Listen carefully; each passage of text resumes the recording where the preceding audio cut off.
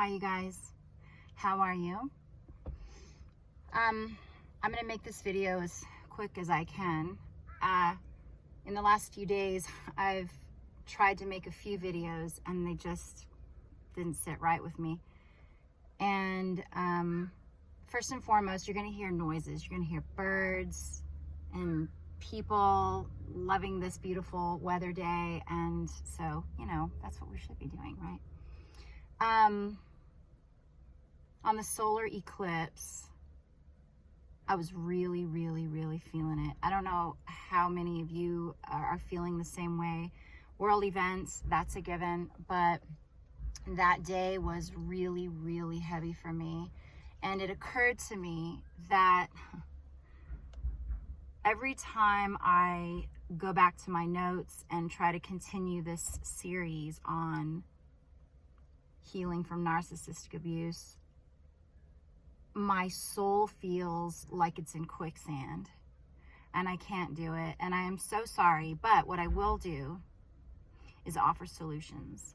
I will continue to add to links in the description box, and I will guide you just the same way I was guided on my journey. There's another reason that I feel heavy and spiderwebby about it, because it is. Like, nobody wants to willfully step into quicksand or a spider web and get trapped mentally, spiritually, emotionally.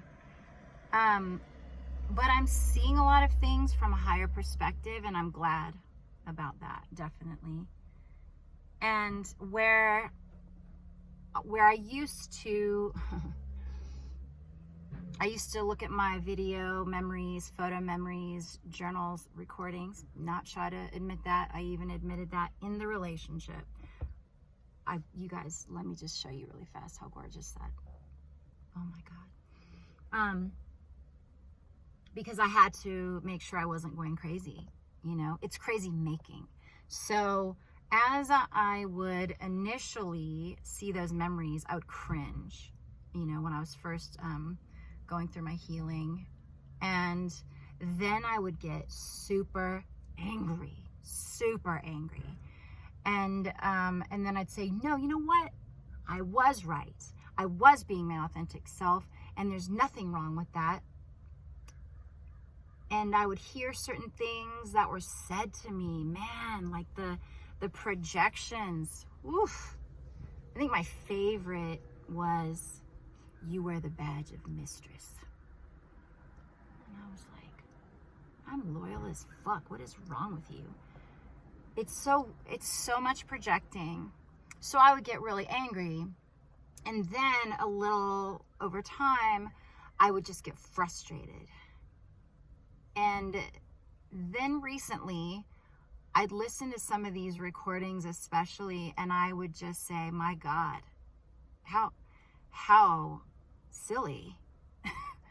Like, what a waste of precious energy, like, and time for both of us. Why did I even engage? Well, because that's the trap that you get pulled into. You feel like you have to explain yourself, and you know, there's only so much that you can take of that sneaky little introduction of, yeah, so I noticed that. I mean, I don't know who that guy was, but like the way you were looking at him when you were talking to him. And I'm like, I am nice to pretty much everybody. And that was no big deal. Oh yeah, no, I know. Okay, then why are we talking about it?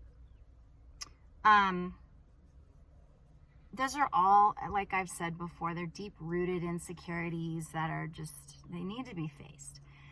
So now my higher perspective is I forgive this person, because one thing about an empath, which is a superpower, which I've said before, one thing about an empath is, you know,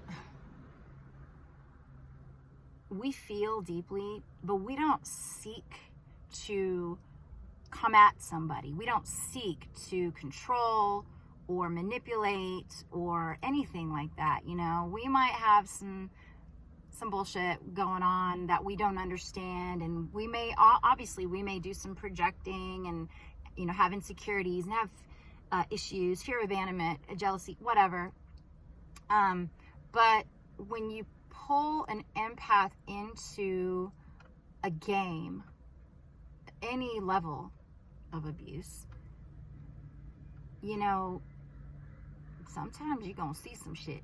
And I've definitely reactively lashed out, like, you know, verbally, never physically. Neither of us was ever physical. I've been in physically abusive situations, mainly one. And I forgive that person too, because all of it is just so weak. And I'm still here. Song reference. I'm still standing better than I ever did. Looking like a true survivor. Feeling like a little kid. And so I just wanted to do this freestyle. I wanted to first apologize, but second, offer solutions. And I will do that in the description box. I will continue to add links and channels of people who have greatly helped me. The reason it's so difficult for me to do it is, what came to mind is a few years ago, I saw an amazing documentary that I highly recommend called Sensitive. And it's about ESPs, extra sensitive people. And it features Alanis Morissette. Talk about powerful, right? So there's nothing wrong with being that person. But if you don't learn to strengthen your soul, it can be a problem. And so some people are still out there, like Andrew NARCDAILY, You're Not Alone, and they do videos every day. I'm not that strong. It pulls me down, and it keeps that energetic cord nice and strong. And I'm not doing that anymore. I have a life to live, and I need to focus on myself and the people I love and care about. And I have a path that, you know, I thought this would be it. And it kind of is, but it's going to be in a different light, a different arena. So anyway, that said, I do want to read one thing from my notes, because I like to look at the big picture, right? So there's a channel that I'm definitely going to recommend called Solarah Speaks. And she's just she's a writer, and she is a stunning spiritual woman who busts right through the matrix. I mean, right through it. So recently I was listening to one of her videos, and I want to read this quote because it really just summed it all up. We get to the point of realizing we no longer have to learn through struggle anymore.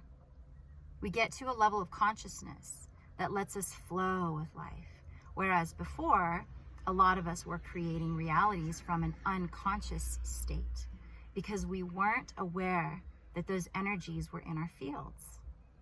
Our souls have been continually blocked in this matrix for millennia. It has been utilizing the shadow energies of every being and exploited them to keep us in lower states, to keep us stuck in fear, at war with the self and therefore one another, competing with one another. That happens even when it's a dude and a chick. The matrix was created to operate off of wounded child energy, and also to operate off of shadow energies. And the way we stay wounded is by not tuning into our shadow energies. So basically, the more we avoid facing our inner wounds and traumas, the more unconscious permission we're giving to these dense energies, negative energies. Now, to me, that sounds like the very definition, this is my words, of the term, take your power back. That's what that sounds like. And that's why there's so much talk about ascension, you know, because people really are waking up. And I personally believe it's a continual process. I'll never stop working on myself. But let's just imagine for a moment how extraordinarily beautiful our lives can be at just 1 or 2 levels higher. Which means you go 1 or 2 levels deeper. Everything's energy. Sit still, breathe deeply, go inward. Meditation's not a joke. It really does heal. It helps you remember who you are, and it helps you understand the bigger picture of why you've been hurt in life. And ultimately, you do forgive the abusers because they're lost. They don't even have to be bad. If they're not facing themselves, they're lost. We're all lost in some way, but this is the goal. So the rest of Solarah's quote states, we've always had this pulling, this inner knowing of ourselves, of a frequency that is pure and loving. This is what, people would call the light, God, universe. We are star stuff, Carl Sagan. So now you'll notice there is a soul liberation happening. We're finally getting reacquainted with our souls.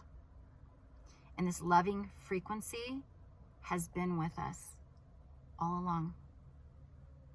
But, when we're born, it's called soul amnesia. So your entire life, you're like trying to figure out, why are you here? Who are you? What's going on around you? This loving frequency has been with us all along. That's beautiful. And, it's so beautiful that these negative energies will do anything they can to diminish, steal, siphon, or destroy it. So what does that tell us? We are intrinsically powerful beings, but the Matrix is trying to convince us that we are not. I call bullshit. So we have to protect our energies. We have to protect those powers and obviously use them for good, which I intend to do. So I will say this. I wrote another note and then I'll stop. It took me a good 1.5 years, almost 2, to heal. And I'm still working to feel centered again. And when 2023 began, I made a point to be highly mindful of creating exactly what I want my life to look like. To remind myself that the first photo I took of myself was me wearing a name tag. It was actually a name tag, it was blank, that I found on the floor when I was hosting one of my karaoke shows. So I took it that night and I was like, I'm gonna write something special on it. And that was long before I took this picture. And I put some descriptors on this name tag, things that I innately am and that I want to see myself being in this world. And I've always enjoyed uplifting others, especially people I love and care about, but it was clear that with each hard, painful lesson, I needed to lift myself back up. The oxygen mask analogy, right? And while I become much wiser and stronger after these experiences, it did become more energetically draining for me to refer back to my recent relationship and any relationship where I was abused, boxed in, or someone was trying to control or change me. Which, by the way, this last person, eventually, after I fought like hell to stay my authentic self, this person admitted to me, you're right, I am trying to change you. Projecting. By the way, if you're a light worker, you are a fucking prize to be won. So keep your energy, your protective force field of energy strong, okay? That's it. So again, I really want you to watch, if you've not already seen the documentary Sensitive by Alanis Morissette. It will definitely explain a lot. And that's it. So, you know, I lost my passion for what I really love in the last couple of years, and it's back now.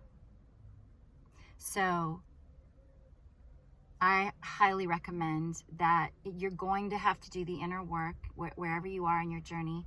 You're going to have to isolate yourself, but instead of calling it isolation, call it solitude.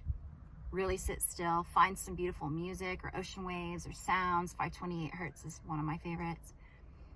And just love on yourself, love on your soul. Sponsor your little child. I learned this in therapy years ago.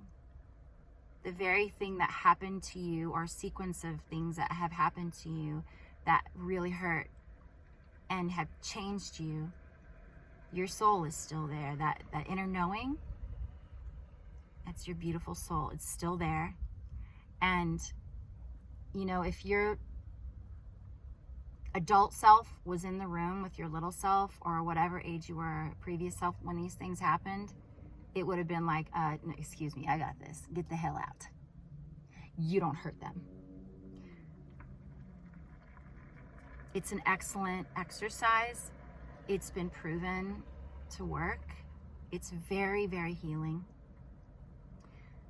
I'll look online and see if I can find something about it, but there are a lot of healing your inner child meditations as well. And this could be, I don't care if you're a big burly man.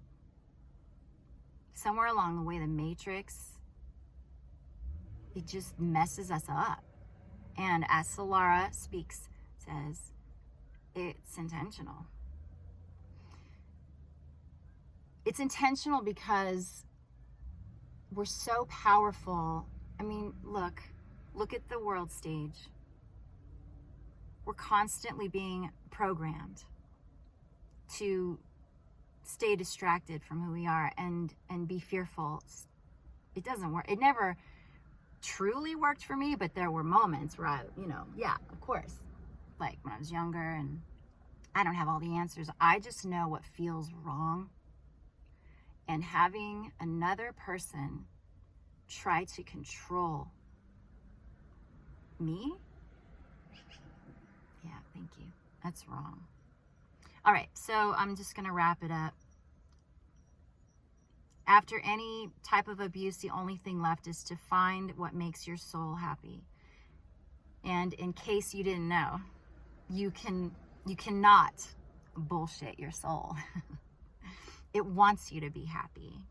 So sit still and listen to what it has to say.